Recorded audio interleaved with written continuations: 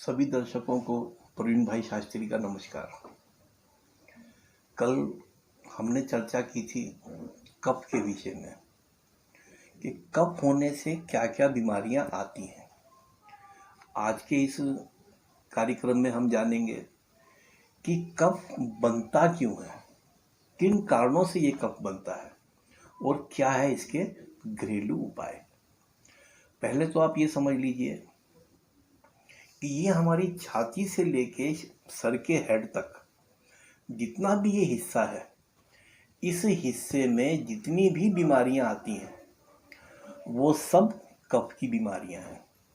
तो पहले जानते हैं कफ होने से क्या क्या बीमारियां आती हैं। जैसे मोटापा, थायराइड, मोतियाबिंद, नाक में पानी बहना, कान का बहना, चेहरे पे फोड़े फुंसियाँ हो जाना, अस्थमा की प्रॉब्लम होना, ये सब ठंड से जुड़ी हुई बीमारियां हैं। अब ये बीमारियां होती क्यों हैं? जब हमारे शरीर में फास्फोरस की कमी हो जाती है तब हमें ये बीमारियां लगनी शुरू हो जाती हैं। फास्फोरस की कमी होने के कारण से ये बीमारियां आती हैं। और किस कारण से आती हैं? जब हम अधिक चर्बी वाला खाना खाते हैं जिसमें फैट ज़्यादा होता है, या अधिक घी मलाई खाते हैं, या अधिक ठंडी चीज़ों का सेवन करते हैं, तब हम लोगों को ये कफ की प्रॉब्लम आनी शुरू हो जाती है।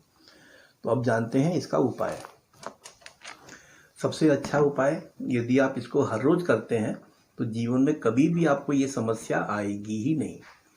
वो है गुड़। क्योंकि गुड़ एक ऐसी चीज़ है जिसके अंदर सबसे अधिक फास्फोरस होता है। तो एक नियम बना लीजिए कि खाना खाने के बाद कम से कम लंच और डिनर में तो ये अवश्य खाइए। थोड़ा सा टुकड़ा गुड़ का अवश्य खाएं। खाने को डाइजेस्ट करेगा और फास्फोरस की कमी नहीं होने देगा। दूसरा उपाय है, एक बाजार में मिलता है अमृत धारा, उसकी एक बोतल ले आइए, पानी को उबालिए, उसमें 10 बूंद अमृत धारा की डालिए और उसका स्टीम लीजिए। वो आपकी छाती में, गले में जितनी भी सूजन है उसको समाप्त करेगा, नज़ले से आपको मुक्ति मिलेगी। तीसरा उपाय है, 1 चम्मच दालचीनी पाउडर, उसके अंदर 2 चम्मच शहद डालिए, थोड़ा सा सेंधा नमक डालिए, अच्छे से मिक्स करिए और उसको चाट चाट के खाइए।